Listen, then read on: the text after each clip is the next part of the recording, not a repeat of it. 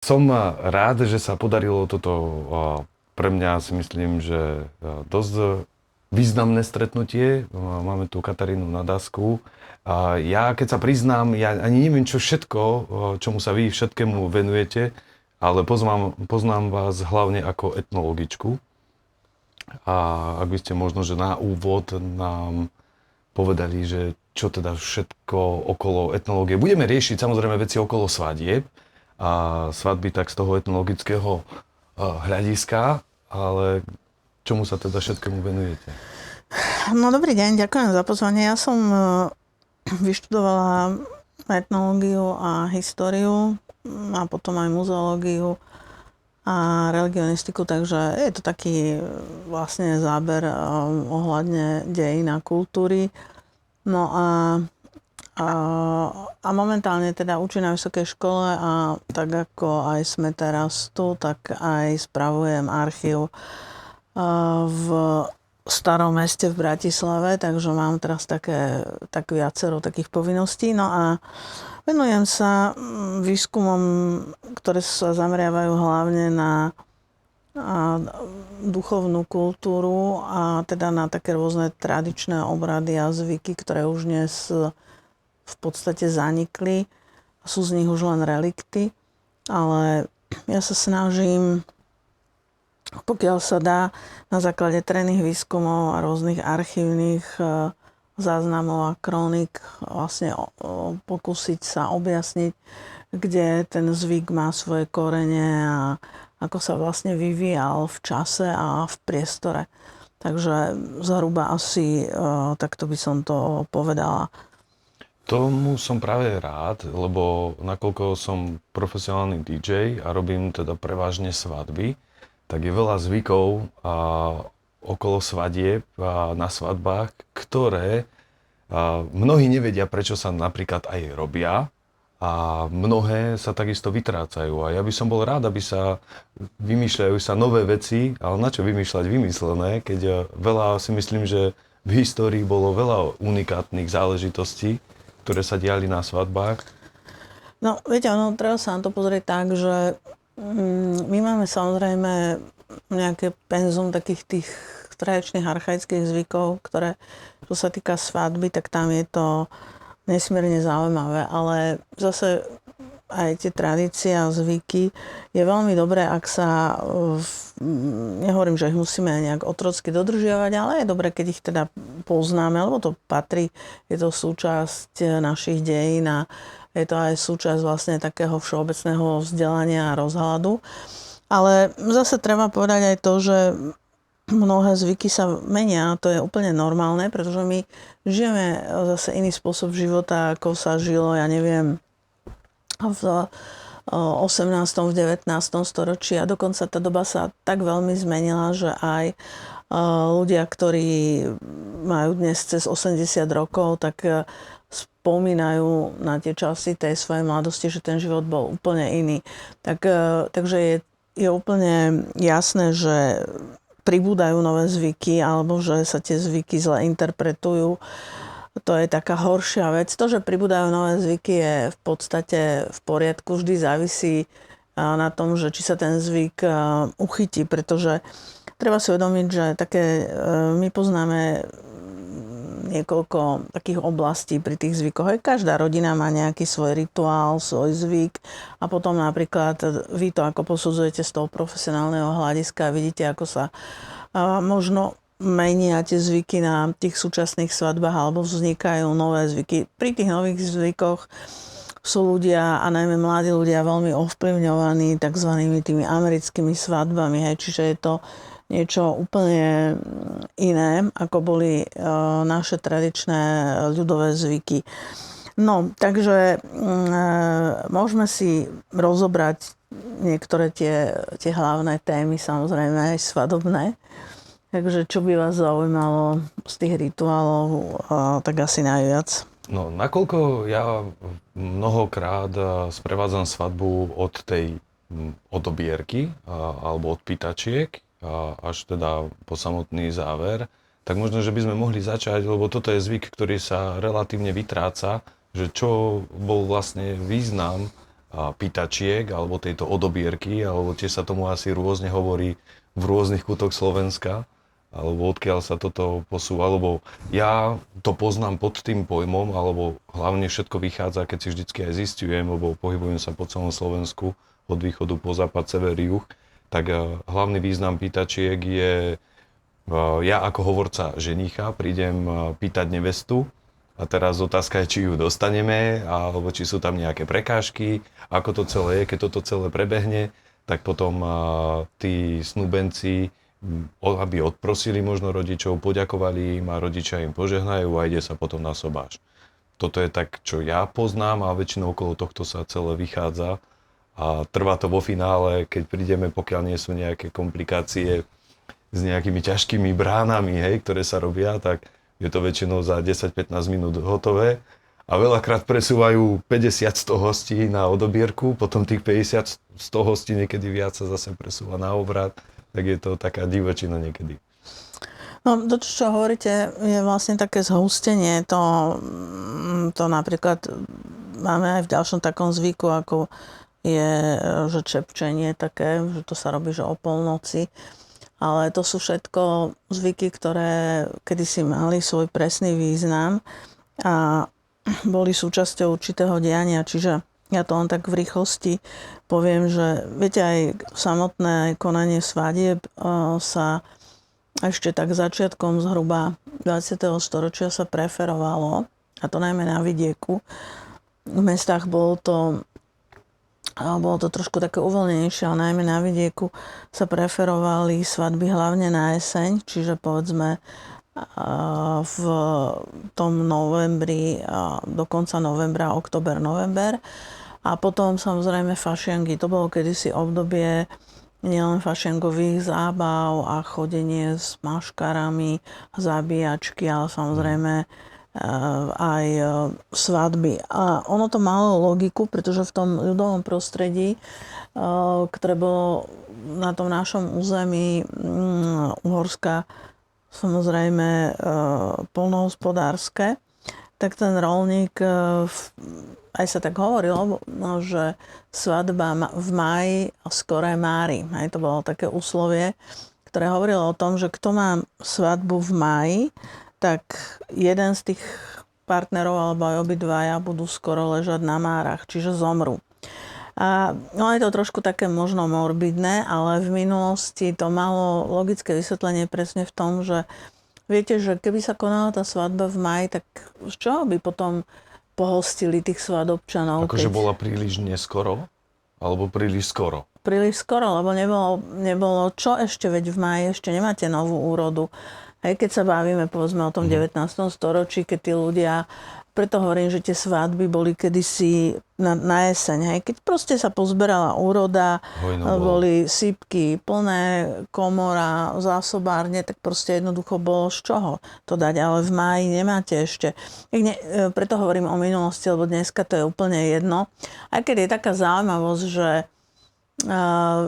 tie štatistiky, ale možno, že je to naozaj len teda taká štatistická odchýlka, pretože a ja som si robila taký mini výskum zhruba na 200 ľuďoch, ktorí teda mali svadbu v máji, našla som ich a tam 2/3 tých manželstiev sa rozpadlo. Čiže to akože hovorím, že možno, že to je len, lebo zase tá 1/3 je spolu a je veľmi šťastná, už viacročné manželstvá sú to, ale 2/3 manželstiev, ktoré sa uzatvárali v máji, tak sa proste jednoducho rozpadli, ale hovorím to skôr ako takú bizardnosť, pretože v odkaze na to, čo som povedala, že svadba v máji rovná sa skoré mári, to znamená, že kedysi naši predkovia nebolo možné, aby mali svadbu v máji, aj sa to považovalo za také akoby zlý čas, ale logické vysvetlenie bolo, že preto, lebo vlastne nič na tom poli ešte nevzýšla žiadna úroda, čiže nemali čím uhostiť tých svadobčanov. No a takže preto hovorím, že kedysi boli tieto dva termíny. A ono sa to udržiavalo aj v tom mestskom a v tom aristokratickom prostredí. A samozrejme, že postupne sa to menilo, tak ako sa Slovensko spriemyselňovalo, rozpadla sa monarchia, prišla prvá Československá republika, ale predsa len tak na tom slovenskom vidieku, tak ten konzervatívnejší spôsob aj vedenia svadby bol vlastne až niekedy do tých 60 70 rokov 20. storočia. To je taká zaujímavosť zase, že povedzme na vidieku sa veľmi dlho na Slovensku udržiavali také tie svadobné koláče, ktoré sa piekli doma, čiže tie šikovné ženy, ktoré naozaj fantasticky varili a piekli, susedky chodili vypomáhať na svadbu a mnohé boli doslova až také profesionálky, že naozaj na každú svadbu chodili variť a bola to taká vec prestíže a piecť. No ale piekli sa najmä teda také tie svadobné koláče a rôzne koláče z kysnutého cesta, také torty a rôzne zákusky. Tie samozrejme v aristokratickom a v mešťanskom prostredí ako súčasť svadobných hostín boli známe už oveľa skôr, ale na ten slovenský vidiek to nejak tak dorazilo naozaj až koncom 60. rokov 20. storočia, keď sa začínajú objavovať také tie svadobné torty klasické a rôzne zákusky, by sme to povedali, plnkové, ktoré opäť vždy bola taká skupina žien, ktorá bola, ako by som povedala, že taká progresívnejšia, pokroková v tom slova zmysle, že prijímali, aj to bola taká novota, ale oni sa teda vedeli stať, potom preorientovať, povedzme, mnohé aj staršie ženy, ktoré dovtedy sa špecializovali viac na pečenie svadobných koláčov z kysnutého cesta.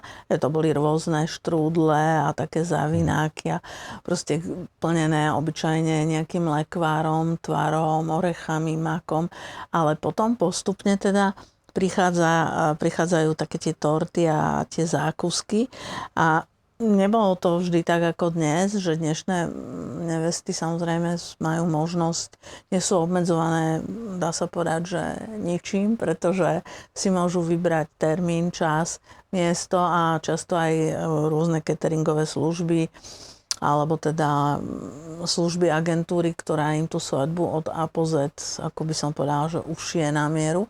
Tak toto sú napríklad zase už tie americké vplyvy, hej? Čiže takisto to vidíme aj pri výzdobe tých sál a podobne, tak je tam značne vidieť taký ten americký vplyv výzdobe svadobného stola a podobne, pretože v našom prostredí to teda nebolo nejakým spôsobom až tak preexponované často, ako je to dnes. No ale tomu sa nemôžeme diviť, proste je to aj vec, otázka vkusu samozrejme tej nevesty a aj keď na rozdiel od tej minulosti, keď to manželstvo bolo a tým pádom aj svadba, tu sa sústreďovalo naozaj veľa energie a aj času, aj tých finančných prostriedkov, tak ako je to aj dnes, len s tým rozdielom, že v minulosti pre každú mladú dievčinu bola svadba, ako by som povedala, jeden z takých vrcholov jej života a to pretože ten sobašný zväzok alebo manželský zväzok sa nedal rozlúčiť. Hej? Čiže až do vzniku prvej Československej republiky počas monarchie vlastne rozvody ako také neexistovali. A potom po vzniku prvej Československej republiky prichádza aj taká éra, ale zase na vidieku tie rozvody, ja keď som robila terénny výskum, tak povedzme, to už boli 80. roky 20. storočia v takej dedinke a dokonca na západnom Slovensku, čiže nebolo to niekde na Orave a bola tam pani, ktorá bola rozvedená jediná v tej obci. A ona mala muža alkoholika, ktorý fakt, že robil šarapatu, všetci to vedeli a napriek tomu tí ľudia vlastne neboli schopní odsúdiť toho muža, ktorý bol nejaký tyran, agresor, ale vlastne poukazovali alebo odsudzovali tú ženu, že teda mala sobáš v kostole a že sa teda rozviedla, že tako rozvedená. Hej, čiže to chcem povedať, že tie konzervatívne vplyvy na tom slovenskom vidieku zostávali veľmi dlho, alebo často ešte v niektorých regiónoch sú. No a týka, aby sme prešli ešte k tej svadbe, alebo ja tak trošku skáčem, že čiže napríklad sobačný vek ešte v polovici 19. storočia bolo bežné, že dievčatá po prvej menštruácii začali dievčiť, sa tomu hovorilo. Na slovenskom vidieku fungovali také neformálne združenia slobodnej mládeže, slobodné dievčatá a mládenec zase, keď začal zarastať, také tie bráda fúzy. To boli takí 13-14 roční, nie? Už.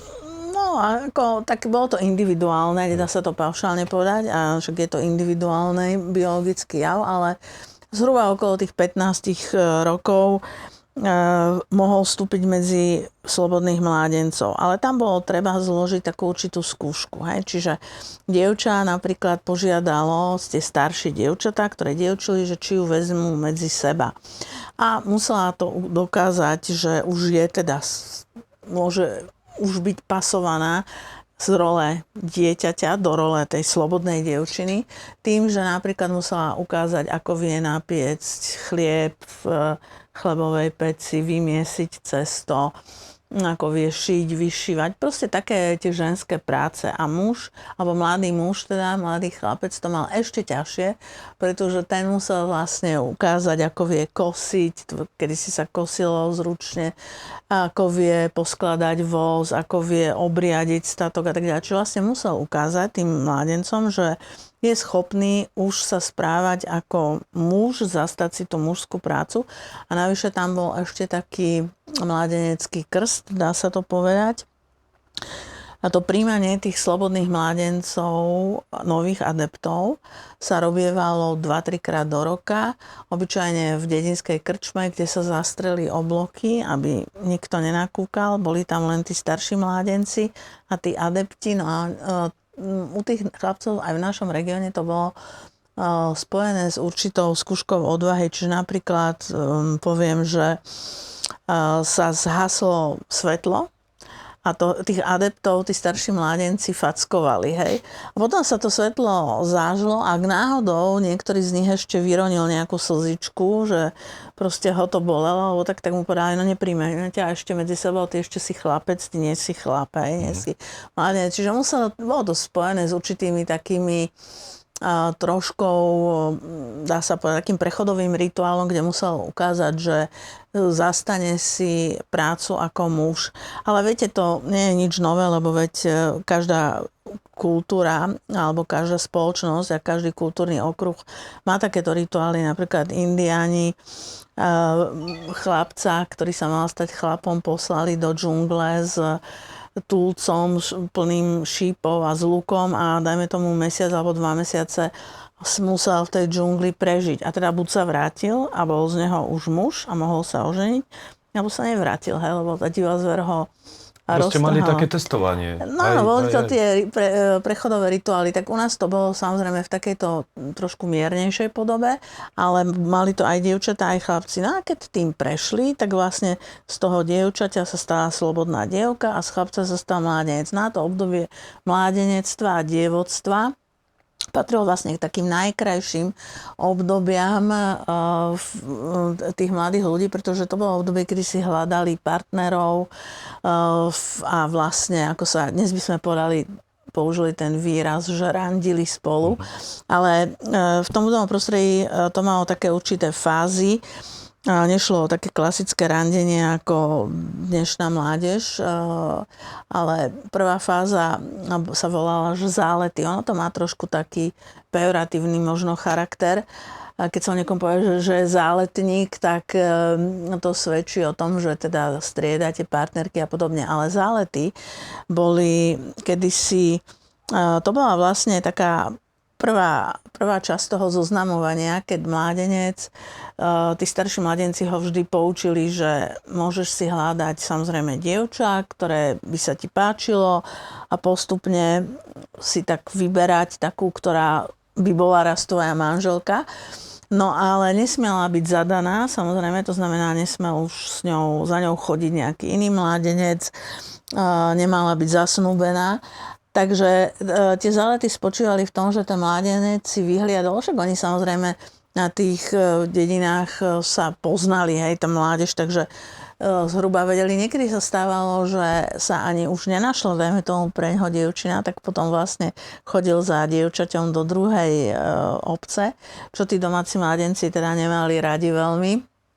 A to sa potom odzrkadlovalo na tých tanečných zábavách, na takých tých známych krčmových bitkách, kde mládenci, keď tam nachytali nejakého druhého mládenca z inej dediny alebo dokonca celú skupinu, tak obyčajne sa im snažili, ako sa hovorilo, vyprašiť kožu, aby im nechodili za ich dievčatami. No, ale to som odbočila, tak len tak stručne poviem, že doslova, ako sa to spieva v tých ľudových piesniach, on zaklopal na ten oblôčik tie slobodné dievčatá, hlavne v letnom období, aby mali trochu súkromia, tak spávali v tzv. Komore. Tam sa nekúrilo, bežne tam sa dávali rôzne nepotrebné veci, ktoré sa odkladali, ale keď už mali v tej rodine takú dospievajúcu presne dievčinu, ktorá začala dievčiť, tak jej urobili v podstate posteľ v tej komórke, aby mala trošku súkromia a presne kvôli tomu, že tak ako sa to spieva, že ten mládenec doslova zaklopal na ten oblôčik a ona,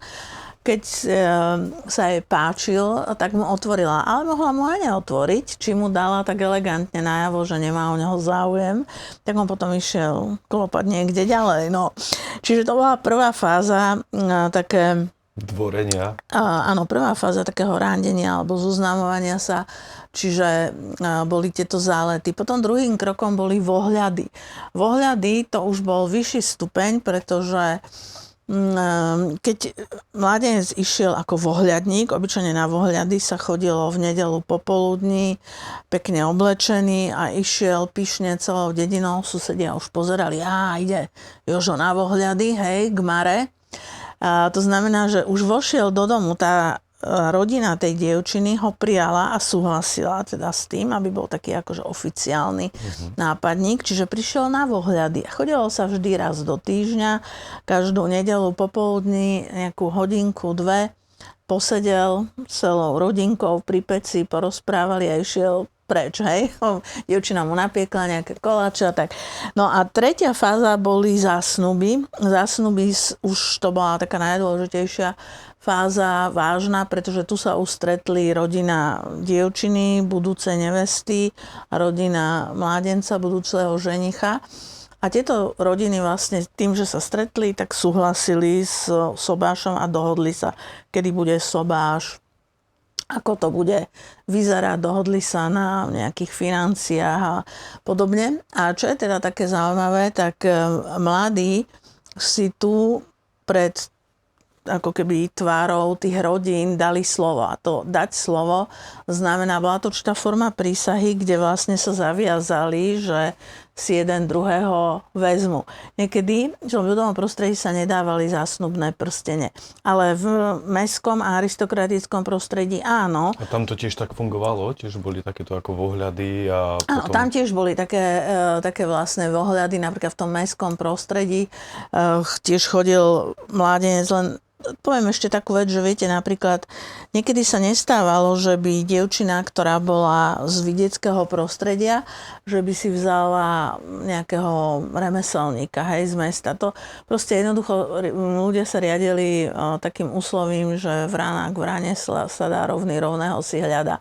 Čiže my to aj poznáme z rozprávok, že princ ide na koni a zbadá na poli nejakú krásnu devu, hej, a ona sa do nej sa zamiluje, ale teraz ako je problém, lebo si ju nemôže vziať a tak ďalej.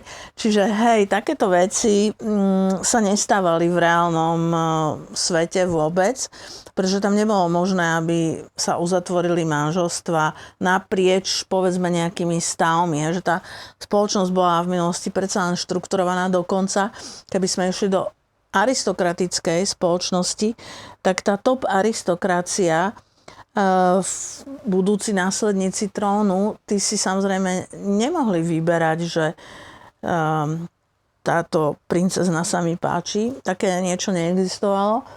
Tam existovala sobašná politika. To znamená, že rodičia, štátny záujem rozhodol, ktorú princeznu si vezme, aby to bolo výhodné.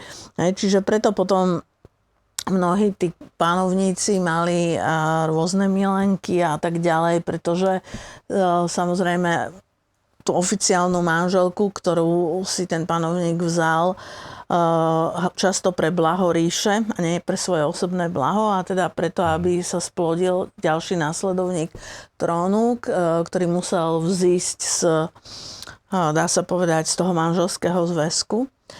Ale popri tom samozrejme mal mnohé teda iné ešte záujmy a záľubu v iných ženách. Tak na francúzskom panovníckom dvore rôzne bol taký titul oficiálna kráľovská milenka, ktorá bola vo všeobecnosti tolerovaná, napríklad taká Madame Pompadour, okrem kráľovnej, samozrejme, lebo tá kráľovna, keď porodila tie deti tomu panovníkovi, tak viac menej on sa k nej samozrejme správal vždy s veľkou úctou, to vidíme aj z korešpondencie a podobne. Aj taká určitá tá úcta tam bola, ale oni mali oddelené často celé krídla, hej, že keď kaštiel alebo zámok, kde teda žil ten panovník a kde jeho manželka žila. No a keď vlastne porodila deti, obyčajne samozrejme tiež sa rodilo tých detí viacej, a tak potom už jej úloha bola splnená, keď to poviem tak akože to boli pekne. Strategické teda sňatky. Áno, no ale on samozrejme ako muž teda potreboval tie určité svoje biologické potreby naplniť a úplne legitímne si ich teda naplnil cez rôzne milenky a tak ďalej. No, čiže to chcem povedať, že viete, tá slobodná voľba vybrať si partnera vychádzala, že ešte najlepšie na tom boli ľudia na tej dedine, pretože aj v tom mestčianskom prostredí, keď bol syn z obuvníka, hej, čiže jeho otec bol obuvnícky majster a on tiež bol obuvník, stal sa mladým majstrom, tak ten otec hľadel na to, aby si syn vzal zase dceru nejakého obuvníckeho majstra, aby sa spojili raz možno aj tie dielne a tak ďalej. Čiže boli to také aj v tom mestskom prostredí proste jednoducho taká určitá tá stratégia fungovala. A v tom ľudovom prostredí bola jediná zásada, že teda aby súhlasila aj strana nevesty, aj strana ženicha s tým sobášom. Aj tuto boli však máme to napríklad statky z Metky Tajovského a niektoré také tie či už novely alebo romány dokonca z toho vidieckého prostredia, kde tiež dochádzalo aj k rôznym tragickým osudom a láskam, ale viac menej, keď si to tak porovnáme naprieč celou spoločnosťou, tak v tom novom prostredí vlastne to bolo ešte také, dá sa povedať, že najmenej tragické a že obyčajne sa tie rodiny dohodli. Čiže na tých zásnubách, ako som spomínala, si mladí dali slovo a keďže sa nedávali prstene a prstene sa nedávali zase z jednoduchého dôvodu, no kde by tí ľudia v minulosti nabrali peniaze na nejaký drahý zásnubný prsteň. A na to zase rozdiel nie je od nás zvyk.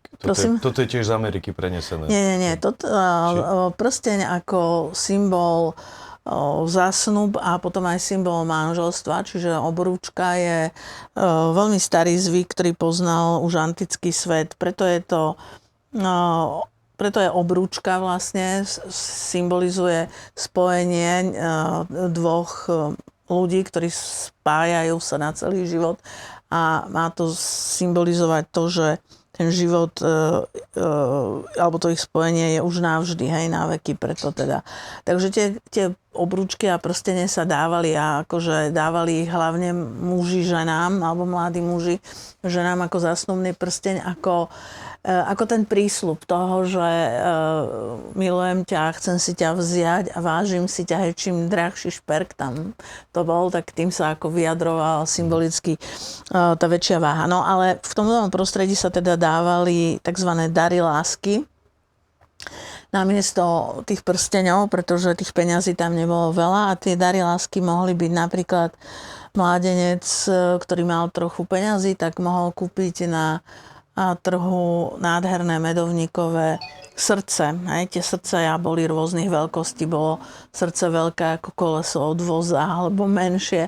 Viete, medovníkarstvo a pernikárstvo je veľmi staré. Čo sa týka Uhorska, my sme mali majstrov už v 15. storočí.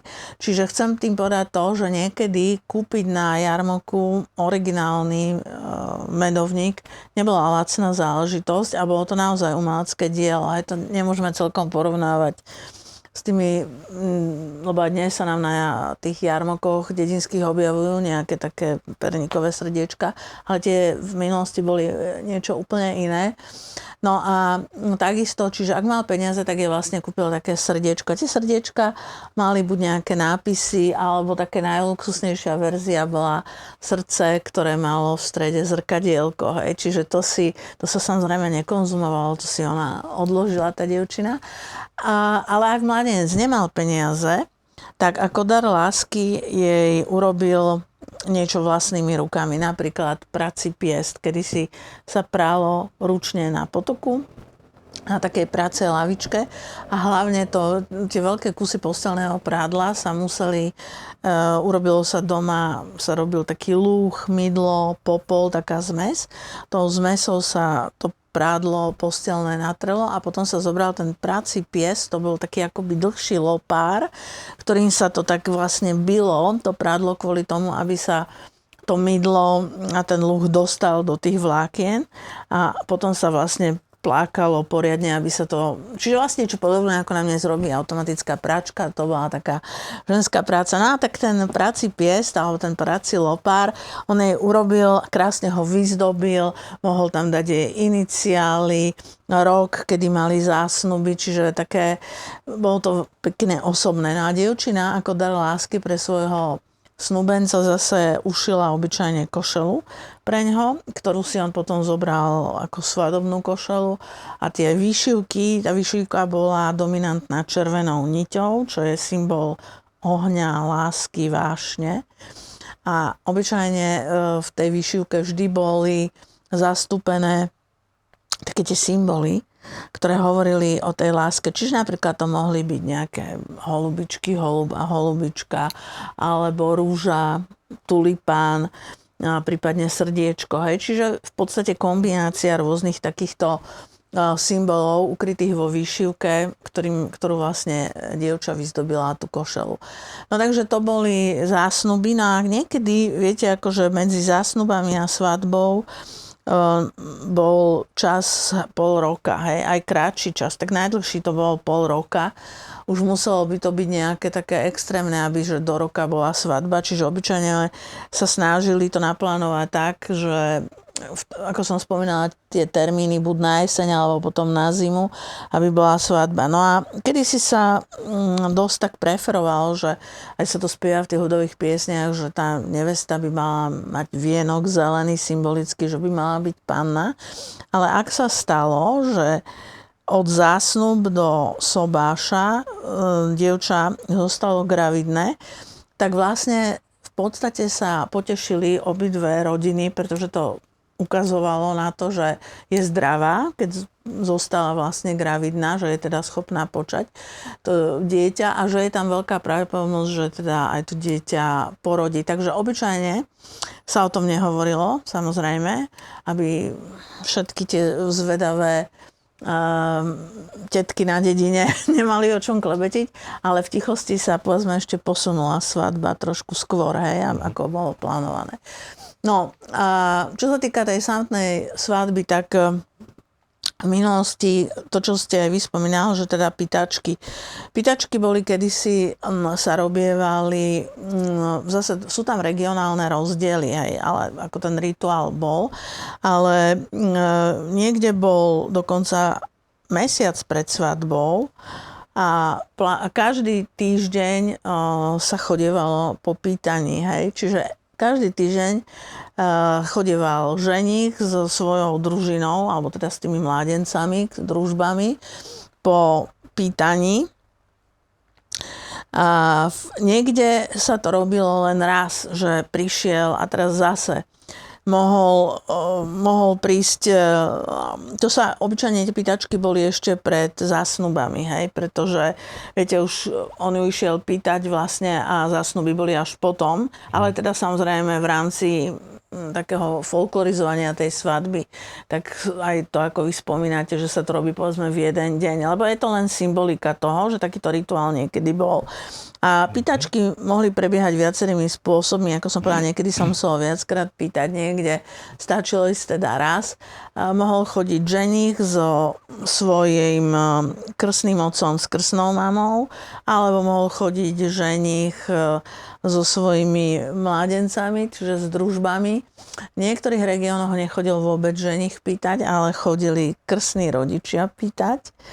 A v niektorých regiónoch dokonca chodili len mládenci, hej, s krstným otcom toho ženicha a prípadne niekde aj s otcom ženicha. Čiže je to taká zaujímavosť, že samozrejme bavíme sa povedzme o tom 19.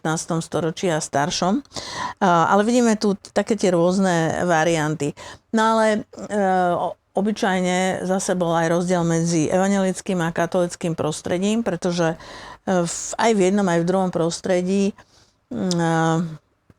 tam obyčajne figurovala postava takzvaného pýtača. To bol človek, ktorý bol skúsený, nemusel byť ani mládenec, samozrejme, bol to človek, ktorý bol ženatý, ale mal na starosti, bol to akoby, ja by som ho nazvala, že môžeme ho kľudne nazvať, že taký svadobný funkcionár, hej, čiže človek, ktorý robil toho pýtača, aby to tak trošku usmerňoval.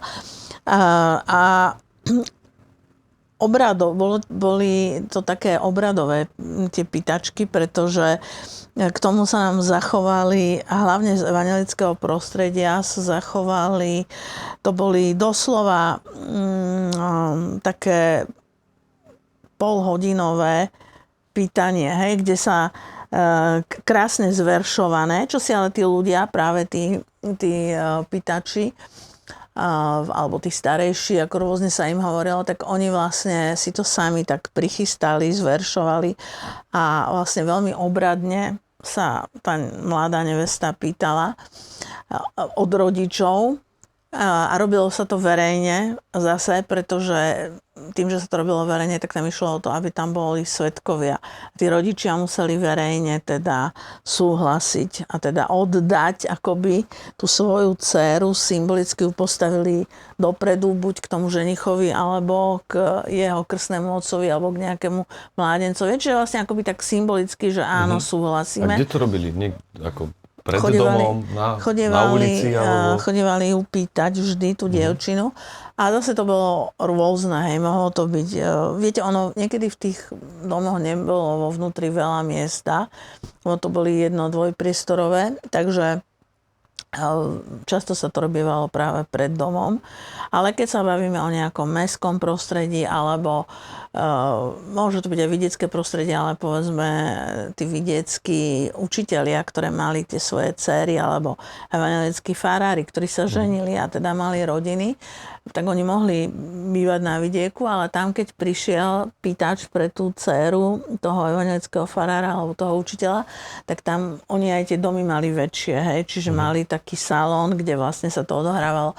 A v tom ľudovom prostredí, ak v tej izbe bolo menej miesta, tak sa skľudne aj vlastne na dvore, na tom priedomí, kde totiž to veľmi radi chodili aj susedia, aby si to pozreli, bolo to veľmi také pekné, hej, čiže také obradové, kde sa v prvej fáze vykresluje tá krása toho dievčaťa, čiže ten starejší, alebo ten ktorý pýta, hej, ten svadobný funkcionár tak vykresluje krásu tej dievčiny niekedy tak trošku mysticky, že počuli sme, že tu v tomto dome nádherná ruža sa začala rozvíjať a prenádherne rastie. A teraz sa opisuje tá ruža, rozpráva sa o tej dievčine.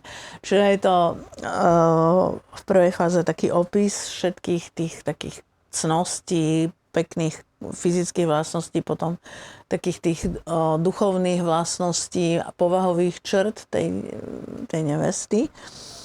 A v druhej fáze vlastne vystupuje teda ten pýtač v mene toho Janka, ktorý stojí povedzme vedľa neho, alebo môže to, hovorím, robiť krstný otec, ktorý tam stojí, ale v mene toho Janka a ten teda sa pýta, že či rodina bude taká milá dievčinu mu za ženu dať.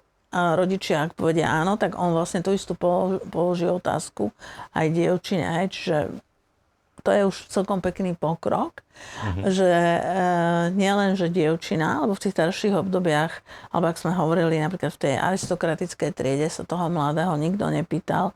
Mladý princ, že si ju vezmeš, jednoducho, áno, vezmeš si ju, pretože... Je to dohodnuté. Tak, takže... A čo ak nesúhlasili rodiny? Ako to riešili? No to sa skôr, to už sa ani neprišlo k niečomu takému, pretože viete, už ani, preto hovorím, že to bolo celkom dobré, pretože ani k vohľadom by už nebolo došlo. Hej. To znamená, že už keď boli tie vohľady, že oficiálne on vošiel do toho domu a že ho prijali a pekne napiekli, navarili, preto sa tam chodilo v nedeľu popoludní. To už bol dobrý znak? To bol znak, že oni mu vlastne dávali najavo, že si u nás vítaný a chceme ťa pre našu dceru za manžela a pre nás za zaťa. Hej. Čiže, viete, on to malo postupné, ako muselo by sa stať tam niečo veľmi vážne, aby, povedzme, sa tá rodina vyjadrila, že ho nechcú, hej, ale to by ani sa, ako by som povedala, že neudialo, pretože už keď sa išlo na tie pýtačky, tak sa vedelo, hej, že to nebolo, že nepripravené, tak vedelo sa, že prídu ťa oficiálne pýtať, tak jednoducho mohlo sa stať, že tá dievčina, ale toto sa stávalo práve nie v tom ľudovom prostredí, ale to sa stávalo často v tom mešťanskom prostredí alebo aj možno v tom remeselníckom, že tam sa to nerobilo s takými ceremoniami. Hej, tam proste prišiel ten ženích s tým krstným otcom a so svojím otcom. Alebo len ženích s otcom, hej, alebo niekde ženích len s krstným otcom. Proste prišli dvaja a prišli napríklad v nedeľu. Hej, oni sa ohlásili, že prídeme, v tom mestskom prostredí sa ohlásili, že prídeme popýtať vašu Zuzku o ruku. Hej. A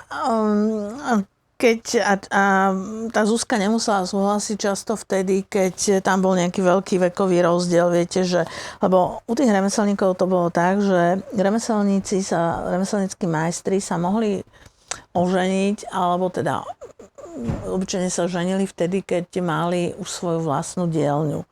Hej, čiže mal svoju vlastnú dielňu, mal už ten titul majster, čiže mal už nejaké zákazníkov, čiže bolo tam jasné, že sa o tú ženu dokáže postarať. Že tie ženy týchto remeselníkov nepracovali. Oni sa starali samozrejme o domácnosť, ale aby bolo z čoho žiť, či obyčajne mal už dom a podobne. Takže tam sa mohlo stať, že tá rodina vedela, aj to dievča pripravili, že Zuzička, príde ťa tuto, ja neviem, majster Fedor, hej, popýtať o ruku, lenže Zuzka mohla mať, dajme tomu, nejakých 17 a majster Fedor 45, hej. On dovtedy budoval to svoje imanie a všetko a tak ďalej. Takže jednoducho a jej sa nepáčil, no, alebo niekedy sa stávalo, že vdovec, hej, že proste ovdovel a mal malé deti a teda chcel samozrejme nielen pre seba, ale hlavne k tým deťom nejakú teda mladú ženu. No a to bolo veľmi potom také nepríjemné a stávali sa také veci. Máme to tiež aj v Timrava sa o tom napríklad, Božena Slamčíková Timrava v tých svojich novelách sa o tom veľmi často zmieňuje, že teda bola to veľmi nepríjemná situácia. Rodičia by sa aj akože uzmierili, lebo však povedali, že tak nič ti chýbať nebude, veď je už zabezpečený a to nevadí, že ho nemiluješ, zvykneš si, ale tie dievčatá, hlavne čím bola mladšia, tak tým samozrejme a ona teda mnohé povedali, že nie, hej, alebo sa nevyjadrili, hej, alebo tak nejak neutrálne, čiže, no takže, ale obyčajne, ak v tom ľudovom prostredí sa už išlo takto, že na tie pýtačky takto obradovo, rituálne, tak tam už to bolo ako keby viac menej dohodnuté, že áno, že teda však jasné, vezmeme sa. No a tie pýtačky boli ale ešte ako prvá fáza, alebo pred tými samotnými zásnubami, no a po zásnubách tam už potom, ako som povedala, teda ten termín svadby sa dával čím skôr. A samotná tá svadba, tiež tam bolo veľmi veľa tých krokov, napríklad to odprosovanie rodičov sa robievalo pred sobášom samotným. Čiže museli tam byť, obyčajne bývali prítomní naraz aj rodičia ženicha, aj rodičia nevesty, ale stávalo sa, že sa išlo odprosiť do domu nevesty a potom do domu ženicha, tak to už podľa tých zvyklostí, kde si tí mladí klákli teda na zem a poďakovali rodičom za výchovu. A samozrejme aj žiadali ich o požehnanie, tak by som povedala, lebo veľmi dôležité bolo to rodičovské požehnanie, ktoré mali dať rodičia ženicha, nielen ženichovi, ale aj tej svojej ako neveste a naopak. A tu bolo veľmi dôležitý hlavne ten úkon toho kvázi požehnania, lebo to zase sa robilo verejne a opäť tí rodičia tým verejne dali súhlas, že súhlasia s tým manželstvom, že oni tým, že im dali to požehnanie, takže sa očakávalo, že to manželstvo bude legitimizované a v poriadku. No a potom bol sobáš. A teraz také, čo aj vy ste spomínali, že sa stávajú rôzne brány alebo také, že výkupné. Toto sa robievalo niekedy iba v prípade, že tá nevesta bola z inej dediny. Vtedy sa urobila tiež taká symbolická zátarasa, alebo teda taká brána, kde mali tú nevestu si mali nielen ženich, ale teda aj tí jeho družbovia ako keby vykúpiť, hej, že no, tak obyčajne tam išlo o nejakú pálenku, hej, ktorú vlastne ten mládenec mal nachystanú a rátal s tým, ale teda bývali aj niekedy trošku také dramatickejšie momenty, keď náhodou si bral dievčinu, po ktorej pokúkoval nejaký iný mládenec, tak tam niekedy sa to strhla aj nejaká bitka, no ale obyčajne sa to, teda bolo to také obradové, že zase, kde oni povedali, že nepustíme vás, pretože beriete nám tú najkrajšiu, najcnostnejšiu, najpodšťastnejšiu z našich dievok a nemôžete si ju len tak zobrať, hej, čo nám za ňu dáte. A to je odkaz na veľmi staré obdobie, kedy sa za nevestu platilo výkupné. Čiže, a to sa naozaj bavíme o ranom stredoveku alebo v podstate ešte staršom období,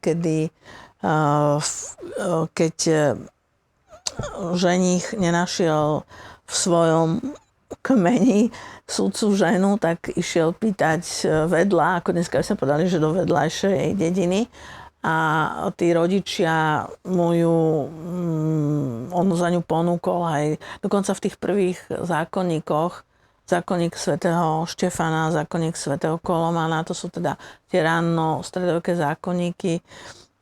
Tam je aj písané, že napríklad ak muž unesie dievča, to sa niekedy robievalo sa to dvoma spôsobmi, že buď ju uniesol proti jej vôli, hej, že vlastne viete, chcel si ju zobrať za ženu, lebo žien u ňoho bolo málo, hej, tak potreboval, tak ju uniesol proti svojej vôli, alebo ju mohol uniesť s jej súhlasom. Keď napríklad rodičia nesúhlasili so sobášom, tak vlastne bol to tzv. Fingovaný únos. No a to sa dalo potom uhľadiť u rodiny toho dievčaťa tým, že napríklad tam je to presne podané, že buď sú tam peniaze, koľko zlatých musel zaplatiť, alebo koľko volov proste, alebo kráva, dobytka musel dať ako výkupné za to dievča. Tak toto s tým alkoholom je vlastne taká veľmi taká náražka na tieto staršie obdobia. Vlastne aj ten ženich si musí tú nevestu ako keby symbolicky samozrejme vykúpiť, že teda pýtajú to tí mládenci slobodní z tej dediny, čiže on im ju ako keby ukradol, hej, lebo patrí im, však to je z ich slobodnej mládeže. Takže dostane za to nejaký alkohol, alebo teda obyčajne o tom to bolo. Mám pravdu v tom, keď poviem, že ešte pred tými 100-150 rokmi a dávnejšie tí ľudia ďaleko nechodili. Keď žili v tých svojich dedinách, maximálne išli do vedľajšej dediny a podobne, to nie ako dneska, že ja som prešiel pol Slovenska za 2 hodiny. To nebolo tak. Nie, oni tie životné partnerky samozrejme najlepšie sa vyberali v rámci tej obce, ale potom napríklad je taká zaujímavosť, že niekedy fungovali tzv. Dohadzovačky alebo dohadzovači. Hej, to boli muži a ženy, ktorí oni to robili vlastne nie za peniaze, ale jednoducho dneska by sme povedali, že to boli takí samoukovia, psychológovia, ktorí poznali a vlastne vedeli, že dajme tomu v nejakej dedine bolo dievča, ktoré bolo aj pekné, ale bolo také introvertné, hej, čiže nejakým spôsobom už si tam nemalo veľmi koho zobrať, ale oni teda to vedeli tak fajn nakombinovať, že ale tu, hej, v tretej dedine je takýto Joško a ten by sa k nej hodil. Tak vlastne išli za rodičmi a opýtali sa, neprivedieme? A potom toho Joška privedli a to boli tie dohadzovačky, že často dohadzovali alebo dohodli. To robili len tak. Áno, len tak a bolo to veľmi úspešné a niekedy to bolo, viete, to dneska sú to sociálne siete. Keď sa tí mladí ľudia mnohí cez rôzne aplikácie zoznamujú, a je to tiež ako normálne, hej? No tak vtedy bolo aj normálne vlastne, že im dohadzovačka niekoho dohodila. Hej, nemuselo z toho nič byť, ale obyčajne ako z toho bol ten sobáš. A tie manželstvá boli veľmi úspešné, pretože mnohí tí ľudia sa nebrali z nejakej iba vášne, hej? Lebo viete, je nejaká vášeň, zamilovanosť. Lenže také obdobie vášnivej lásky a zamilovanosti vydrží zhruba rok. A aj to už je fajn, keď rok. No a potom nastáva bežná realita životná. Čiže okrem nejakej vášne je potrebné tam mať skutočnú lásku, ten taký cit. Hej, to, aby tí ľudia si vedeli pomáhať, ako hovorím v minulosti, na celý život. Pretože ten rozvod nebol mysliteľný. A veľmi často tieto manželstvá, ktoré boli dohodené, hej, čiže oni sa samozrejme stretli párkrát predtým, tí mladí a tak ďalej, ale nebola to, viete, taká tá iskra, že som do neho zamilovaná.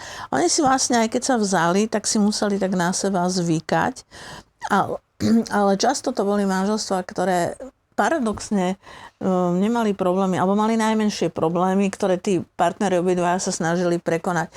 Čiže mne sa ešte podarilo na jednom terénnom výskume, a to bolo v Kežmarku. Kežmarok bol starobilé kráľovské mesto. Robiť výskum, už v tom čase tí manželia žili a ešte obidvaja, ale obidvaja boli už tak cez 90 rokov a oni mi vlastne popisovali, že ten manžel, ten pán bol notár. Kedysi byť notárom, to bola ako významná funkcia. A teda bol taký starý mládenec a jemu dohodila taká dohadzovačka proste dievčinu tiež z mesta, ale nie z Kežmarku, ale proste z nejakého ďalšieho mesta, pretože konkrétne to bola Stará Ľubovňa, ona tam chodievala, táto pani, tá dohadzovačka na trhy a tak a proste poznala tam tie mešťanské rodiny, tak vlastne tak si to tak skombinovala, že tu majú také dievča, no a tak ich dala dokopy tých mladých. A oni sa vzali a naozaj, ja som ešte mala možnosť s nimi rozprávať a prežili jeden veľmi kvalitný život, kde bolo vidieť aj na sklonku, čiže už obidvaja boli naozaj veľmi staručky, ale bolo vidieť takú veľkú tú naozajstnú lásku, takú úctu a až takú priateľstvo, čo medzi nimi vlastne celý život bolo. Takže toto je taký zaujímavý fenomén, ktorý dnes vlastne už až tak veľmi nefunguje. Aj keď aj dnes sú také neformálne dohadzovačky, ale ľudia sa viacej dnes je úplne bežné, že teda využívajú nejaké sociálne siete alebo tie zoznamovacie aplikácie. Tiež je to skôr zriedkavejšie, ak sa vezmu. Nevylučujem to, lebo je to tak, ale nie v 100% prípadoch, alebo skôr je to také zriedkavé, že sú to ľudia, ktorí sa poznajú napríklad dlhé roky, že boli povedzme spolu na strednej škole, alebo že sa poznajú od základnej školy a prešli si tie rôzne také životné cesty aj každý... Počul som o taký. Ale Ak si do 40-ky nikoho nenájdeš, tak sa zoberieme. No hej, takže niekedy to bolo také bežnejšie. No, takže toto som chcela povedať a v podstate ešte k tej svadobnej hostine, čo je taká zaujímavosť, že niekedy bola svadobná hostina takými zvláštnymi spôsobmi, čo dneska už neexistuje, že mohla byť tak, že sa dohodli na tých zásnubách, že tak svadobná hostina bude u nevesty, obyčajne buď v dome, alebo v obecnej krčme, že sa dá prenajať obecná krčma, ktorá bola taká väčšia a teda tam proste boli stoly a boli teda tí účastníci, boli spolu všetci, hej, rodina, nevesty, ženicha. Ale mohlo to byť aj tak, že hostia ženicha boli u neho doma na svadbe a hostia nevesty zase u nej doma, hej, čiže taká zaujímavosť, to dneska to už akože neexistuje. Ale dneska existuje ešte stále to, čo zažívam a veľmi sa mi to nepáči, že sú doslova rozsadení, som mal tak, že v kultúrnych domoch na jednej strane sedela jedna rodina, na druhej druhá rodina a aj psychologicky to bolo celé zlé a tie rodiny ešte dokonca mali svoje sektory, kde tancovali. Ešte aj keď sa fotili, boli oddelení a tak to je niečo podobné, že tie rodiny sa pravdepodobne nemuseli. No, nebolo to o tom, tam v minulosti to malo praktické dôvody, že by sa nezmestili, nebolo priestoru, kde by sa všetci zmestili, viete, takže to riešili tak, ale dnes je to samozrejme iné a keď sa stane niečo takéto, ako vy popisujete, tak to nie je celkom dobrý signál, pretože svadba je jedna z tých príležitostí, kde by sa mala tá rodina naozaj spoznať a podľa možností aspoň taká tá najbližšia rodina spolu dobre vychádzať. Hej? Čiže, lebo viete, napríklad to je to, že na Slovensku vo väčšine prípadov, keď po sobáši išla nevesta bývať do domu ženicha. To bolo na 99,9%, že išla bývať do domu ženicha. A teraz si predstavte, že sa vydala, mala 16-17 rokov, či dneska by sme povedali, že ešte taká tínedžerka a ona vlastne prišla do cudzieho domu, do cudzej rodiny, kde svokru musela volať mama a otec, tak sa to ako patrilo. A len 1% bolo, že ten ženich po svadbe prišiel bývať do domu nevesty. To sa volalo prístaž. Hej. A akože nebývalo to nezvyčajné, lebo dalo sa, ale bolo to vtedy, keď sa tak zase dohodli, že ja neviem, on mal ešte viacerých súrodencov, ktorí zostali doma, aby mal kto rodičom pomôcť a teda rozhodli sa, že bude bývať tak. No ale v každom prípade, viete, čo je úžasné, že niekedy tí mladí ľudia a hlavne na Slovensku to bolo aj v rámci takého dedického zákona, takého, by som povedala, že tradičného, hej, nepísaného zákona, že buď najmladší alebo najstarší syn, keď sa oženil, tak on ako zdedil tú chalupu, ale aj rodičov, hej, či museli ich dochovať, doopatrovať. No a to bolo často veľmi ťažké, preto tie rôzne vtipy o tých svokrách a podobne majú nejak tie korene, tak tu, že naozaj bolo treba obrovskú toleranciu aj z jednej, aj z druhej strany, aby tí ľudia v tom úzkom priestore, keď si tak zoberiete, to boli často naozaj dvojpriestorové domy, tak aby dokázali vychádzať.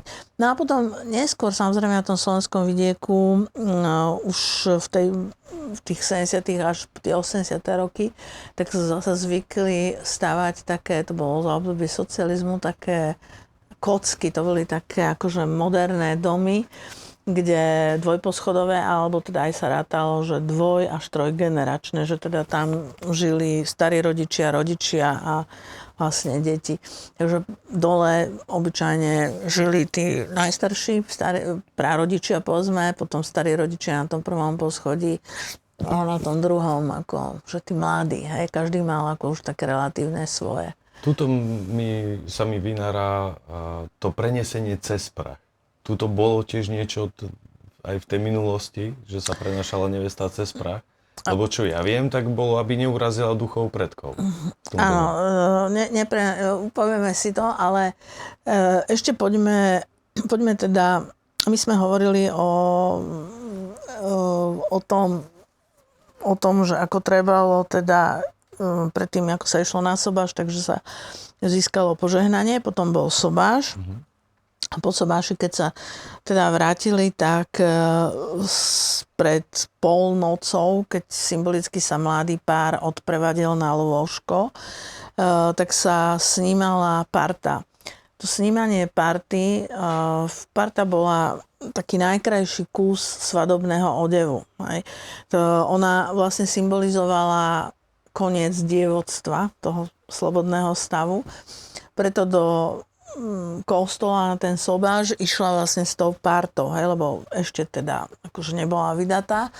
A tá parta sa po sobáši potom snímala. No, bol to špeciálny rituál, ktorý partu snímali jej družičky, alebo teda jej kamarátky, tie slobodné dievčatá. A ten rituál teda sa skladal z toho obredného snímania, ale potom sa spievali také veľmi dojímavé piesne, ktorými sa vlastne ona lúčila s tými svojimi kamarátkami, ktoré zostali slobodné a ona teda tam mala zmenu toho stavu, čiže veľmi, veľmi krásne, dojemné a také citlivé piesne, slzy v očiach samozrejme, lúčila sa s rodným domom, s rodičmi, symbolicky v tých piesniach. No sňali jej tú partu, potom ich odprevadili na lôžko, akože na tú spoločnú noc. Toto je rituál veľmi dôležitý pri aristokracii, pretože tam sa to robilo doslova tak, že keď sme hovorili o tých štátnych záujmoch, že pri tom museli byť svedkovia, ako sa konzumuje manželstvo. To znamená, že tam boli často osoby, ktoré mali nejaké štátne postavenie, nejakí ministri, štátni sekretári a nejaké duchovenstvo. A okolo postele, kde ležal ten mladý princ s tou svojou manželkou a ten mal teda vykonať tú konzumáciu manželstva. Robilo sa to kvôli jej prvej gravidite, aby sa vedelo, co sa zapisovalo, hej, aby teda bolo jasné, že kedy sa narodí to prvé princiatko alebo princezná, že ide o legitímne dieťa, ktoré bolo počaté z manželského lože. A bolo oni to v podstate veľmi... dosvedčili, že sa to udialo. Áno, že preto tam boli. No. Ale bolo to absolútne nepríjemné, preto napríklad v uhorskej monarchii, my sme boli súčasťou rakúsko-uhorskej monarchie a v Uhorskom kráľovstve, si vymohli tí pánovníci aspoň takú plentu, takú plachtu, taký záves a oni teda, tí svedkovia stáli za tým závesom, pretože často ten pánovník sa jednoducho nezmohol na nič, ako bolo konzumácia manželstva, keď tam bol obkolesený teda tými pohľadmi, ktorí síce to neboli tam kvôli tomu, aby tam nejak exhibovali na tom, čo sa bude diať, ale presne ako ste jej povedali, ich úloha bola svedecká, lebo alfa a omega pri tejto aristokracie bolo počatie a pôrod pokrvného príbuzného, či toho prvé dieťa. Tak to ešte nevedeli, to mohla byť aj princezná, ale to je jedno, tam išlo o to, že vlastne, viete, aby sa napríklad nestalo, že už je gravidná, v ranom štádiu gravidity a zatají to, hej. A teraz to dieťa, ktoré sa narodí, nebude vlastne z kráľovskej krvi. No, takže to len taká zaujímavosť. V tom ľudovom prostredí sa samozrejme takéto niečo nedialo, ale tiež tých mladých tak slávnosti s hudbou, so spevom pekne. To bolo to čepčenie? Nie, to sme len pri snímaní party. Potom je noc a na druhý deň ráno bol taký rituál umytia, čiže sa tak akože umyli symbolicky a už boli muž a žena, takže vtedy bol rituál čepčenia. Niekedy to čepčenie bolo po tej noci, pretože dovtedy išla spať ako panna, snímala si tú partu svadobnú a prebudila sa ako žena. Hej, tam sa rátalo tiež s tým, že teda došlo k tej konzumácii manželstva. No a ako žena musela byť začepčená, lebo na Slovensku vydatá žena statusovo musela nosiť čepiec alebo šatku, nejakú pokrývku hlavy.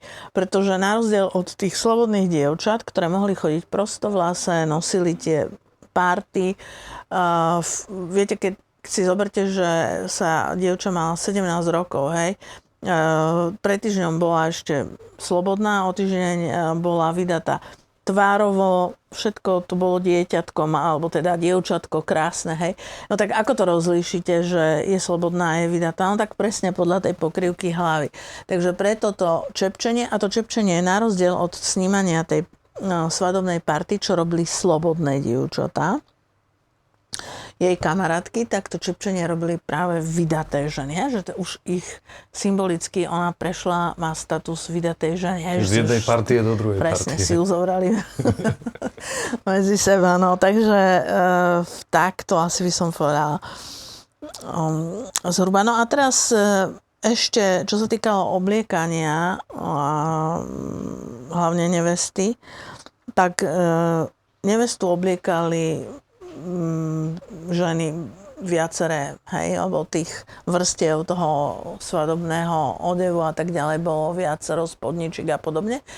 A v tej prvej fáze boli jej kamarátky, ktoré potom ju vystriedali, také skúsenejšie ženy, ale nesmela byť medzi nimi vdova. Vdova sa nesmela podieľať vôbec na obliekaní, ani sa nesmela dotknúť vlastne nevestinných šiat. Preto, aby sa tá nevesta nestala vdovou rýchla, hej, čiže...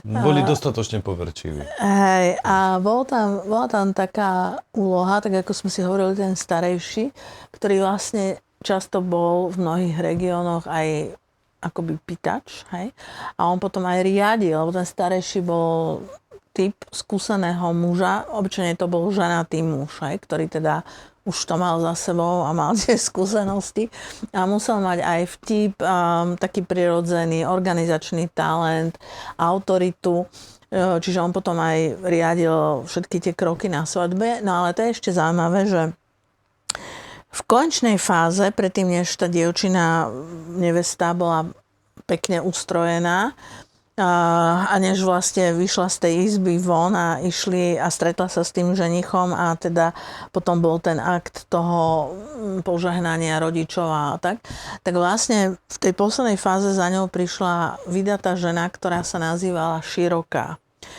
A ona skontrolovala, či všetko je tak, ako má byť a ešte medzi štyrmi očami jej vlastne aj položila takú otázku, že či je panna alebo nie je panna. Čiže tak proste sa jej to tak opýtala, že či už mala nejaký sexuálny styk. A bolo to kvôli tomu, že pokiaľ nie, tak vlastne jej tak v krátkosti vysvetlila, že čo potom ju počas tej svadobnej noci čaká. A pokiaľ to, keby sme sa bavili, lebo tá úloha tej Širokej bola napríklad aj v 17. storočí. A bolo také obdobie, kedy sa dá sa povedať, že to panenstvo veľmi bolo proste veľmi vyzdvihované, hej. Čiže napríklad aj na Slovensku sme v historickom období mali také obdobie, kedy sa na druhý deň ráno vystavovala plachta ako znak deflorácie tej nevesty, že teda bola panna naozaj, hej.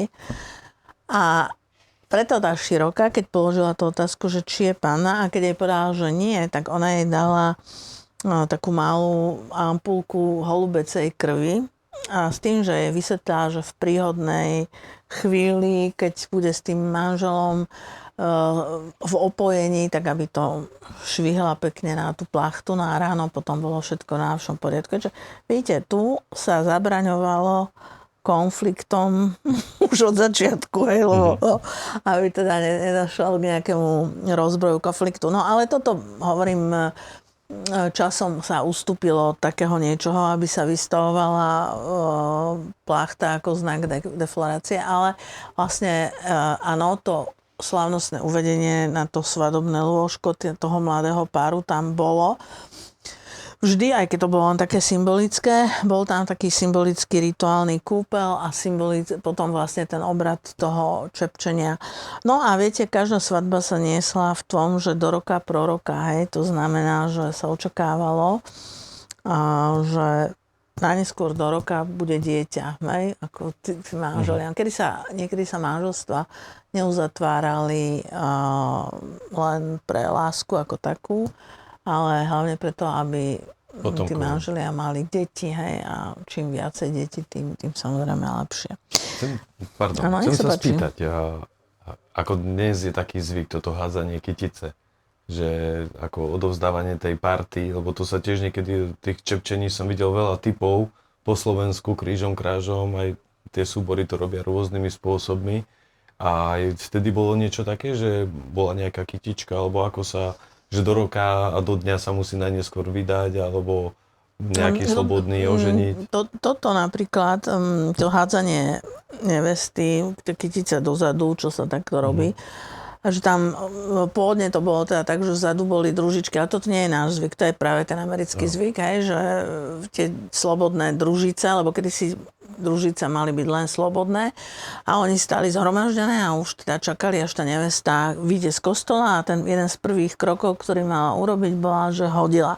U nás sa napríklad svadobná kytica kedysi vôbec akože nebolo potrebné. To prišlo práve až s rozšírením tzv. Tých mestských svadieb.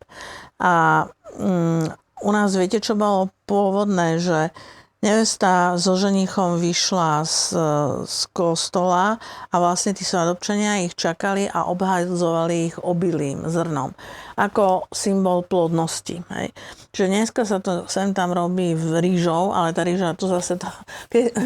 U nás áno, ten zvyk bol známy, ale používalo sa normálne obilie, pretože to bol ten symbol hojnosti, takého bohatstva. Niekedy pre tých ľudí nebolo bohatstvo v peniazoch, ale... To až po kostole sa robí. Áno, keď sa vyšlo, už boli zosobášení, hej, čiže vlastne ich Ja som to zažil po odobierke, že toto robili.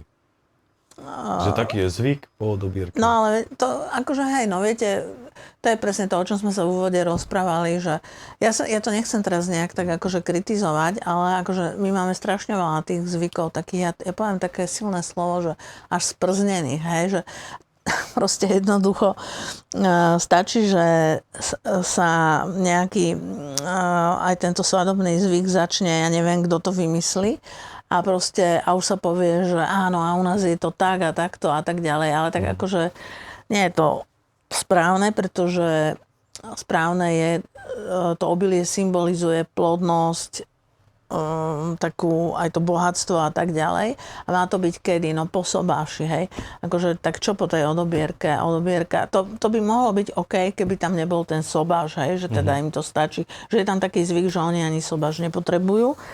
Tak vtedy by tam mohol takéto niečo byť. Tu sa išlo do kostola potom, hej. Ale toto sprznenie, ako ste povedali, že týchto zvykov, že sa prekrúcajú, to veľakrát niekedy až ako keby to naprieky niektorí robili, my to robíme tak, oni to robia tak, my to robíme tak. Áno, vy to asi viete veľmi dobre, lebo tým, že sa tej téme venujete, tak chodievate aj možno vo viacerých regiónoch. Ono už rozdiely sú aj, stačí jeden región, ale iné obce alebo podobne. Tak proste, no a pre mňa je ako vrchol takého, akože je to ako také trápne, že máte mestskú svadbu, lebo viete, v tom ešte poviem takýto rozdiel, že zhruba ešte do tých 50. rokoch 20. storočia. Na vidieku sa ženich a nevesta, keď mali svadbu, tak mali slávnostný ľudový odev, hej. Čo je to, čo sa ináč nesprávne nazýva kroj, hej, ale tak normálne je to slávnostný ľudový odev. A v mestách, ale to tak neplatilo, pretože v mestách boli také tie mestské svadby a biela farba, akože nevesta má biele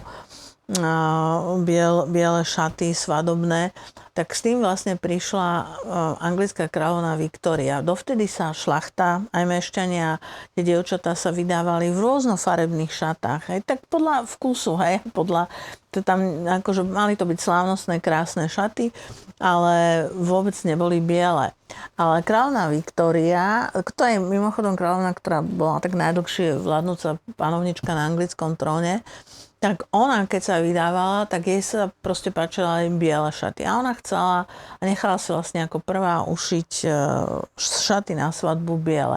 No a to ako bola hitovka, hej, čiže od nej sa to vlastne tak traduje, že teda nevesta má mať biele šaty a teraz už tie modely tých šiat sú samozrejme veľmi rôznorodé a to, čo zostalo ako symbol toho venčeka, je povedzme ten závoj, hej, že niekedy, a dneska to už ani neviem, či tie nevesty mávajú, ale niekedy teda boli také tie klasické dlhé šaty, povedzme s vlečkou a na hlave bol závoj, ktorý mal ešte aj takú, mohol mať dokonca taký zelený akoby venček, niekde ešte samozrejme obalený rôznym striebrom a perlami a tak ďalej a závoj z toho. Čiže to je tá symbolika. A ona dokonca ten závoj mohla mať prehodený a mala ho počas celého obradu svadobného kým kňaz. Vlastne tam nebola taká formulka pri tom sobáši, že môžete poboskať nevestu, tak vlastne vtedy jej on dal hore ten závoj a vlastne ju poboskal ten ženich v tom kostole a od tejto chvíle to bol ten sobáš, hej, to gro, že sú zosobášení, tak vlastne až vtedy jej dal dole dal jej ho dole len z tváre, lebo vzadu ho mal a už potom vlastne išla tak. Že to sú také zaujímavé prvky, ktoré ale samozrejme dnes už nefungujú ako tá symbolika. A bolo dnešný taký aj svadobný program alebo zvyk, ktorý sa robí skoro na každej svadbe, 99,9% krajanie svadobnej torty. To sme sa už v úvode bavili, že boli tie torty prišli až potom neskôr. Kedy si bol takzvaný radostník, ako namiesto torty. To má nádherný názov. Radostník. Koláč, ktorý veľký, mohol byť aj gulatý, ale mohol byť aj obdĺžnikovitý na svadbu. Krstná mať, jej úloha bola svojej krstnej dcére upiecť na svadbu radostník. A niektoré tie radostníky boli fakt, že velikánske, že sa nosili dokonca až na takom dreve, také popruhy boli, hej, a keď by ste proste a boli nádherne vyzdobené. Tie radostníky mali takzvané stromy života, čiže boli vyzdobené.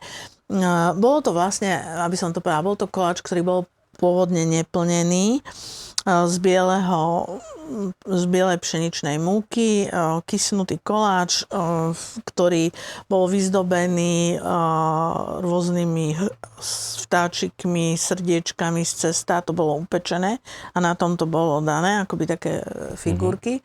A potom tam boli papierové kvety. Tie slobodné dievčatá, tie jej kamarátky veľmi často, lebo jedna z takých vecí, ktorým sa kedysi slobodné dievčatá venovali, okrem iného, boli rôzne, z farebného papiera sa vystrihovali rôzne také tie kvety, rúže, ozdoby. Takže oni jej urobili proste takéto krásne ozdoby a to jej tam akože napichali.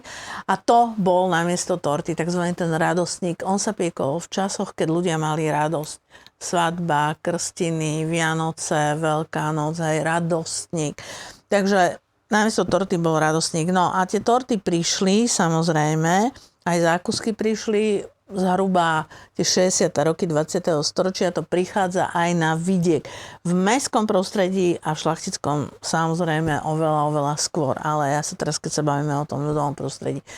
No a to to torta, hej, to napríklad nebolo také, že nejaké rituálne krájanie toho radosníka, ale aj tam radosník sa načínal, každý z neho chcel, ale to grom malo zostať pre tých manželov. Ale tam boli také iné trošku rituály, že samozrejme ženich podal neveste na lyžičke med a ona jemu. Hej, med bol najvzácnejšie sladidlo, čiže aby mali spolu sladký život, aby spolu pekne komunikovali. Čiže to bol skôr taký rituál. To krajanie radosníka bolo vlastne už tak, lebo ešte to som chcela povedať, že ešte, prepáčte, ale ešte to, nesmiem na to zabudnúť, že v koncom 18. storočia ešte svadby na našom území trvali 7 dní. Dokonca cirkevná vrchnosť to už veľmi kritizovala. 7 dní, že to si predstavte, že tí svadobčania, oni aj keď prišli na svadbu, tak nenosili svadobné dary, ako dnes to poznáme, ale nosili koše s vajíčkami, s kuriatkami, kurencami a tak ďalej. Lebo keď to trvalo 7 dní, tak tých svadobných hostí bolo treba aj živiť. A to by tie rodiny neutiahli. Hej? Čiže vlastne aj tí ostatní ľudia takto prispievali. No, a potom sa to skrátil ten čas na 5 dní v začiatkom 19. storočia a od polovice 19. storočia na 3 dní. A vlastne od začiatku 20. storočia svadby trvajú tak ako teraz, čiže len vlastne niekedy sa, viete, na tom slovenskom vidieku ceste Fašiangy vlastne tá svadba naozaj mohla trvať 2-3 dní. Tým, ako sa po druhej svetovej vojne, ako sa nám zmenil životný štýl, ľudia chodia do práce, tak jednoducho sú svadby obyčajne v sobotu. Hej? Že v sobotu je obrad a celú noc potom až do nedele je tá svadobná zábava. Ešte tie popravky zvyknú bývať, že to na druhý deň. Hej, áno, tak niekde je aj celú nedelu, hej, povedzme, to už je vec rozhodnutia, ale obyčajne, keď je to v nejakom podniku, tak je to na tú noc nejako a ráno, áno, hej, no, že sú tie popravky. Hej, to je také tiež ten vzdialený odkaz na to, že kedysi tá svadba trvala 3 dni a dlhšie. No, ale to som chcela povedať, že to krájanie toho radosníka sa mu nepripísalo sa tomu taký nejaký význam, ako je to krájanie tej torty.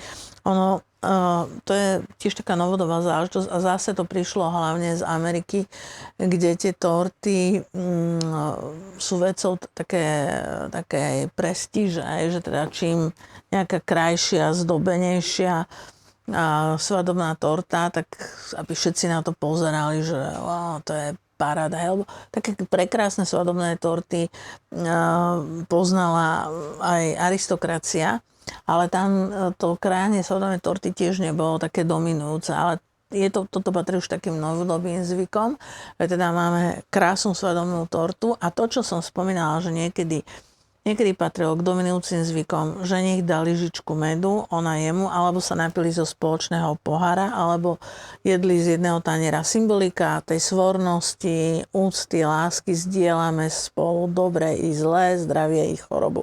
Symbolicky.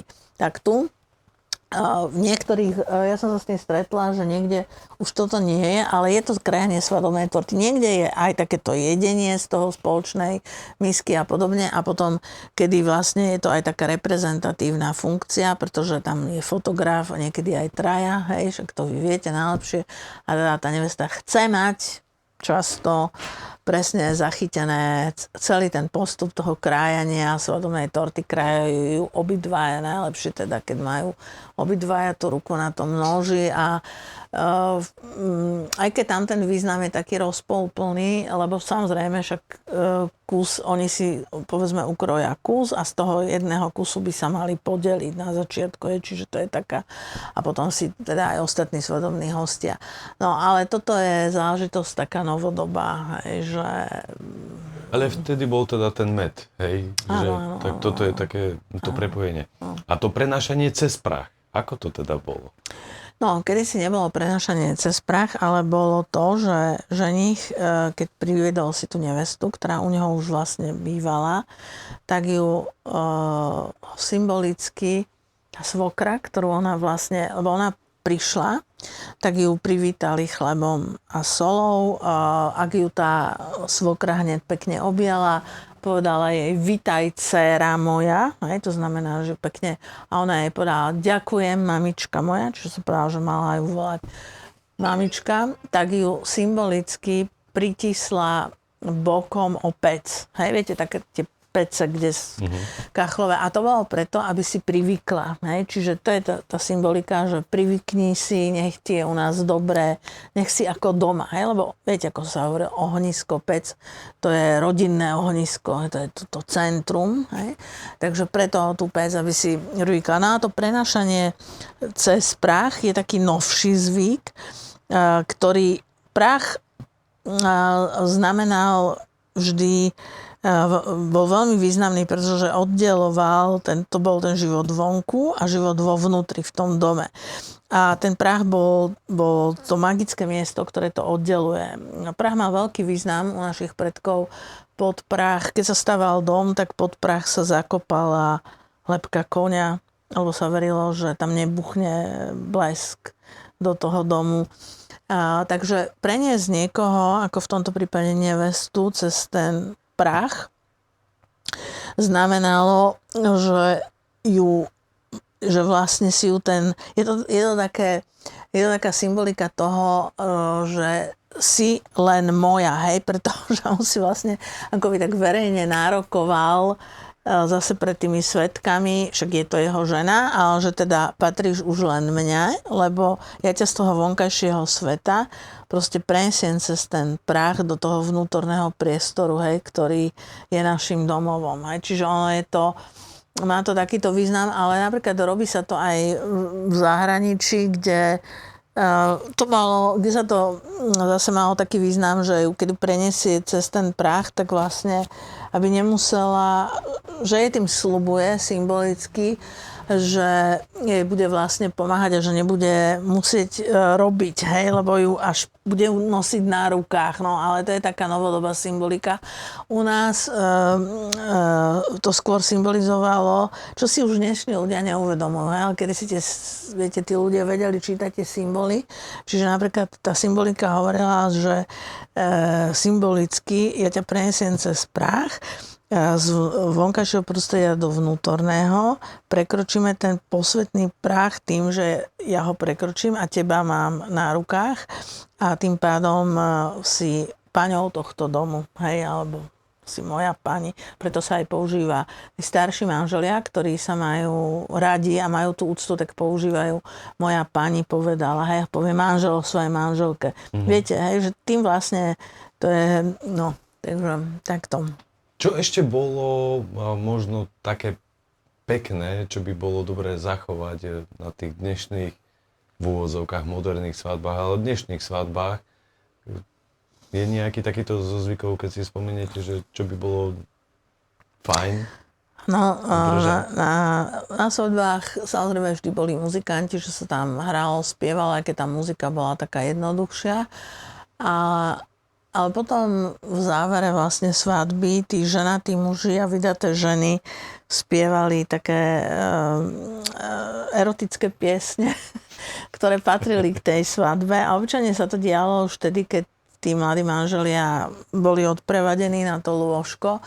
Lebo my máme aj vo folklóre takéto erotické piesne svadobné, ale tie sa spievali samozrejme v čase, keď tam neboli deti a keď ani slobodní ich nesmeli spievať. Vlastne mohli ich spievať len ženatí muži a vydaté ženy.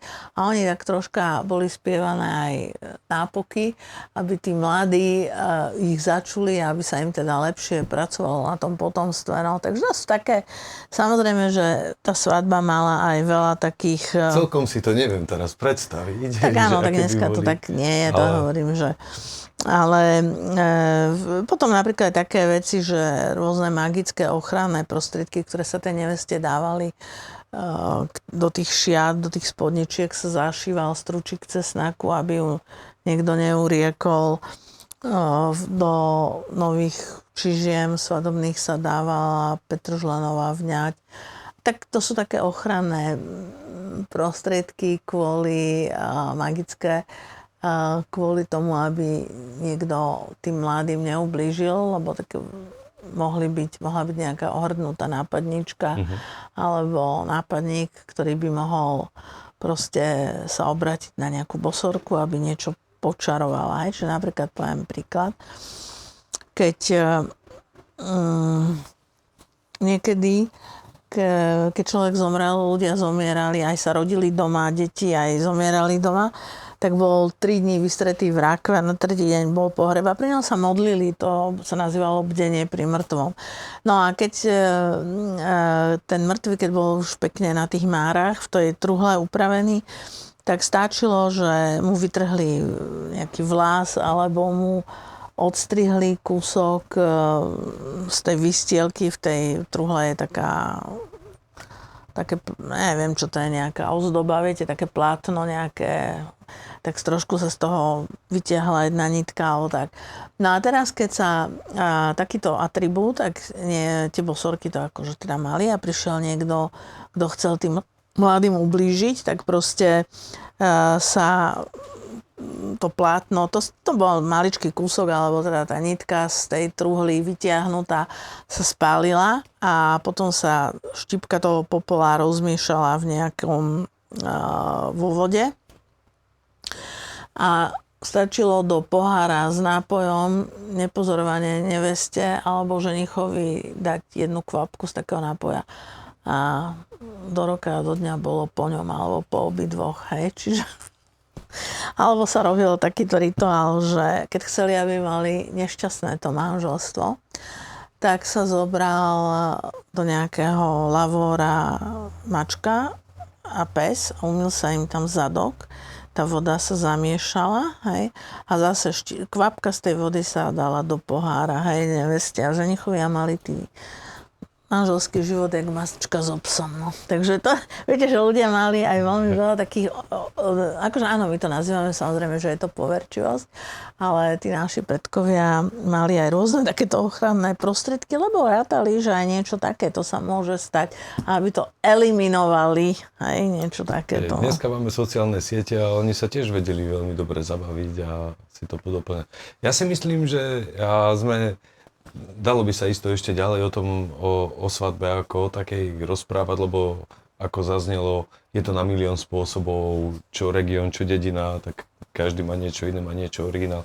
Som rád, že zazneli také tie zvyky, ktoré by bolo dobré, aby fakt ostali, ako to vzájomné krmenie pri tej torte teraz, ako to bolo kedysi s tým medom, to mi tak utkvelo. A tá spolupatričnosť tých rodín, lebo to tam si myslím, že bolo veľmi zdôrazňované, tak toto, aby ostávalo, lebo berú si síce snúbenec, si bere snúbenicu, hej, ale predsa sa spájajú tie rodiny, hej, že... Tak určite áno, hej, áno, no dnes už samozrejme s tým mladí sa môžu odsťahovať aj do iného štátu, ale v minulosti to bolo trošku horšie, čiže presne ako hovoríte, bolo veľmi dôležité, aby tie rodiny, lebo viete, takéto príbuzenstvo, ktoré sa vlastne získavalo svadbou, sa považovalo za pokrvné. Malo teda ten status ako keby pokrvného príbuzenstva. Čiže to bolo veľmi dôležité, aby tie rodiny dokázali spolupracovať, kooperovať a byť si navzájom veľkou oporou. Aj dnes je to vynikajúce, je to naozaj pekné, ale dnes teda tí mladí majú samozrejme x ďalších možností, ako sa osamostatniť, ale v minulosti, kým si postavili povedzme nejaký vlastný dom, to dlho trvalo a boli teda viac menej odkázaní na zdieľať tú spoločnú strechu, povedzme, s tými rodičmi. Takže tento odkaz tej spolupatričnosti a tej súdržnosti tej rodiny, toto je pekné. Ja si pamätám jednu svadbu, to iba jedinýkrát sa stalo, že na druhý deň po svadbe, to bolo v jednom takom areále, kde sa to celé konalo, ráno keď sa vstalo, tak boli tie popravky, dojedalo sa čo bolo, raňajky a podobne a potom keď sme krátko po obede odchádzali, tak všetci, čo sme tam ostali, sme sa pochytali do kruhu, oni mali taký zvyk, alebo proste to chceli tak urobiť a popriať si všetko dobré, poďakovať si a podobne, tak to sa mi tak páčilo, že tú súdržnosť, tak tiež sa to snažím nejakým spôsobom podporovať takéto veci. Ja by som chcel veľmi pekne poďakovať za takýto aj rozbor, taký náhľad do tej minulosti, lebo isto veľa vecí by ešte bolo treba doplniť, je toho strašne veľa, ale také tie najzákladnejšie, najdôležitejšie veci si myslím, že zazneli všetky. Či je ešte niečo také, čo by vás napadá? No myslím, že sme vyčerpali tú tému a hlavne, aby sme nevyčerpali zase celkom divákov a poslucháčov, ale tak podali sme si také gro, samozrejme k tomuto, k tejto téme svadieb, ako niečo, čo vždy bolo aj pre veľa dnešných, myslím, mladých ľudí, je tá svadba a idú s tým v srdci do toho, že je to prvý a posledný krát. A tak to bolo aj v minulosti. Samozrejme mohla sa konať aj druhá svadba v prípade, že ovdovel alebo ovdovela, tak tam bez problémov bola aj cirkevne uznaná aj druhá svadba, ale to už boli tzv. Tiché svadby, čiže už zďaleka sa to nerobilo tak s takou krásou teda a s tými spevmi, ako to je pri tej prvej svadbe. Myslím si, že dnes teda, keď veľmi veľa mladých ľudí váha nad tým krokom, či zostať len v tom statuse partnera, partnerka a takto teda aj vychovávať deti, tak o to viacej mne sa páči, ak sa tí mladí ľudia rozhodnú pre ten krok ísť do chomúta, ako sa hovorí, nie len muž, ale aj teda žena, pretože je to určitá veľká forma aj zodpovednosti v tom manželstve, aj za toho partnera, aj za seba, a potom samozrejme aj za deti. Takže viete, ako, že tak zlé jazyky hovoria, že pri určitých nedorozumeniach, možno hádkach, konfliktoch, ak tam nie je ten sobáš, tak vlastne každý si zbalí ten svoj kufrík a ide si svojou cestou. Ale ak sme už zosobášení, tak je to vždy nie je také celkom jednoduché a o to je to krajšie, ak sa, myslím, že tie štatistiky posledné hovoria, že opäť tí mladí ľudia majú tú odvahu ísť do toho a teda zosobášiť sa, pretože mali sme pomerne dlhé obdobie aj na Slovensku, kedy tie sobáše boli dosť v menšine a väčšina tých mladých ľudí žila vlastne iba s tým statusom partner, partnerka bez sobáša.